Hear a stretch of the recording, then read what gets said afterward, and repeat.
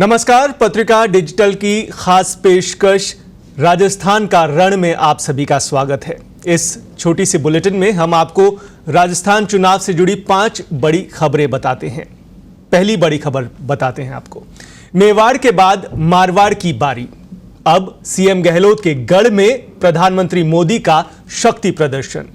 जी हां, चरम पर रहेगा पॉलिटिकल पारा। प्रदेश में विधानसभा चुनाव के मद्देनजर सियासी पारा इन दिनों गरमाया हुआ है। खासतौर से प्रधानमंत्री नरेंद्र मोदी के ताबड़तोड़ चुनावी दौरों ने इस गर्माहट को और ज्यादा बढ़ाकर रख दिया है। प्रधानमंत्री के चित्तौड़गढ़ सभा में विरोधियों पर हमले को अभी ज्यादा वक्त भी बीतेगा नहीं कि 5 अक्टूबर को जोधपुर में एक और सभा होने जा रही है। जोधपुर सीएम अशोक गहलोत का गृह क्षेत्र है, इस वजह से उनका ये गढ़ माना जाता है। ऐसे में प्रधानमंत्री मोदी की इस प्रस्तावित सभा पर राज्य की ही नहीं बल्कि राष्ट्रीय स्तर की सियासत नजरें गड़ाई बैठी हैं। मौका सीएम के गृह क्षेत्र में प्रधानमंत्री की चुनावी सभा का है, लिहाजा भाजपा प्रधानमंत्री के इस दौरे को सफल और ऐतिहासिक बनाने में कोई कसर नहीं छोड़ रही है।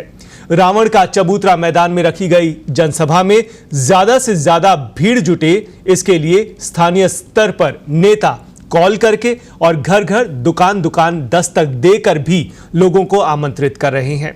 प्रधानमंत्री मोदी अपने जोधपुर दौरे में केंद्र सरकार के कई नए प्रोजेक्ट्स का लोकार्पण और शिलान्यास करेंगे। वे जोधपुर एम्स में नए ट्रॉमा सेंटर और जोधपुर एयरपोर्ट के विस्तार कार्यों का शिलान्यास करेंगे। इसके अलावा आईआईटी में नए शैक्षणिक कार्यों का उद्घाटन करेंगे। वे जोधपुर परिक्षेत्र में रेल और सड़क संबंधी परियोजनाओं का भी लोकार्पण और शिलान्यास करेंगे। रुक करते हैं दूसरी बड़ी खबर का।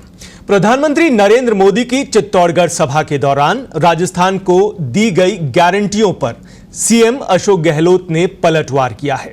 उन्होंने केंद्र सरकार पर राजस्थान से सौतेला व्यवहार करने और भेदभाव करने का आरोप लगाया है। सीएम गहलोत ने प्रधानमंत्री मोदी की कल के भाषण के तुरंत बाद एक ट्वीट करके अपना रिएक्शन दिया है। उन्होंने कहा है कि साल 2008 से लेकर साल 2013 के बीच जब भी मैं मुख्यमंत्री रहा तब मेरी सरकार की चलाई गई योजनाओं और परियोजनाओं को साल 2013 के बाद भाजपा सरकार ने रोक दिया। मुख्यमंत्री कह रहे हैं कि वैसे तो ऐसी योजनाओं और परियोजनाओं की लंबी चौड़ी फहरिस्त है जिन्हें मोदी सरकार ने रोका है। उनमें से कुछ के नाम सीएम अशोक गहलोत ने गिना दिए, जैसे पचपदरा रिफाइनरी का मामला हो, मुख्यमंत्री ग्रामीण बीपीएल आवास योजना हो, मुख्यमंत्री ग्रामीण बस सेवा योजना हो या दूध पर 2 रुपए लीटर सब्सिडी योजना हो। इसके अलावा जयपुर मेट्रो फेज 2 वाली जो योजना है या फिर केदारनाथ त्रासदी में पीड़ितों को अनुकंपा नियुक्ति का मामला हो या फिर मुफ्त दवाइयों का मसला ही क्यों ना हो। सीएम गहलोत ने यहां तक कह डाला कि दूध का जला छाछ भी फूंक फूंक कर पीता है।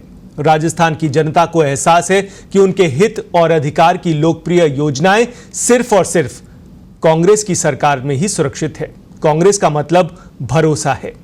चलिए रुक करते हैं तीसरी बड़ी खबर की। कांग्रेस के विधायक ने छुए वसुंधरा राजे के पैर। जी हां, सही सुना आपने, कांग्रेस के विधायक ने छुए वसुंधरा राजे के पैर। दिलचस्प वाकया है बाड़मेर का, जहां कांग्रेस के विधायक मेवाराम जैन ने एक भरी सभा में वसुंधरा राजे के पांव छुए और उनका आशीर्वाद लिया। नजारा कुछ अटपटा सा रहा। यही वजह है कि सभा स्थल पर भी और साथ ही सभा स्थल के बाहर यानी राजनीतिक गलियारों में भी तमाम तरह की चर्चाएं होने लगी। वहीं इस वाकये के वीडियो सोशल मीडिया पर आग की तरह फैलने लगे। खबर चर्चा में इसलिए भी है क्योंकि वसुंधरा राजे के पैर छूने वाले कांग्रेस विधायक बीते 3 विधानसभा चुनाव से लगातार विधायक रहे हैं, जीतते आ रहे हैं। वे सीएम गहलोत के काफी करीबी भी माने जाते हैं। खास बात यह भी है कि कांग्रेस विधायक मेवाराम जैन उम्र में वसुंधरा राजे से बड़े भी हैं। खैर, आपको यह बता दें कि मौका बाड़मेर के जाने माने समाजसेवी तन सिंह चौहान की श्रद्धांजलि सभा का था, जहां पूर्व सीएम वसुंधरा राजे और कांग्रेस विधायक मेवाराम जैन मौजूद रहे। बढ़ते आगे, अगली बड़ी खबर सचिन पायलट से जुड़ी हुई है। समान विचारधारा वाले दलों से गठबंधन को लेकर भले ही कांग्रेस पार्टी के भीतर चर्चा चल रही हो, लेकिन पार्टी के ही कई नेता ऐसे हैं जो इसके पक्ष में नहीं हैं।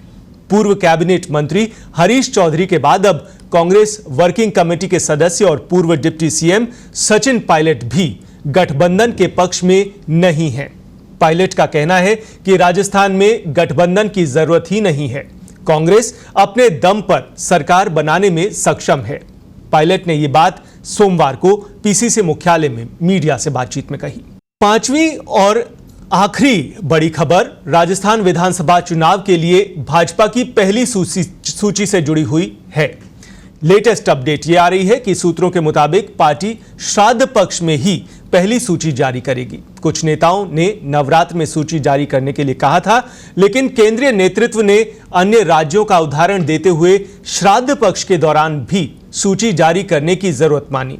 दिल्ली में केंद्रीय चुनाव समिति और पार्लियामेंट्री बोर्ड की बैठक के अगले दिन सोमवार को प्रत्याशियों के नाम की 2 अलग अलग सूची सोशल मीडिया पर जबरदस्त तरीके से वायरल होती रहीं। पहली सूची सुबह वायरल हुई, जिसमें करीब 59 सीट के नाम में उम्मीदवार शामिल रहे। वहीं दूसरी सूची शाम को वायरल हुई, जिसमें करीब 39 नाम प्रत्याशियों के अंकित रहे। हालांकि दोनों सूची विश्वसनीय नहीं है और ये मात्र वायरल सूची है। इसके बावजूद भाजपा के मौजूदा विधायक, दावेदारी करने वाले नेता, कार्यकर्ता, पार्टी के पदाधिकारी बड़े नेताओं को फोन घुमाते रहे। तो चलिए, पत्रिका डिजिटल के स्पेशल बुलेटिन राजस्थान का रण में फिलहाल के लिए इतना ही। दीजिए इजाजत, नमस्कार।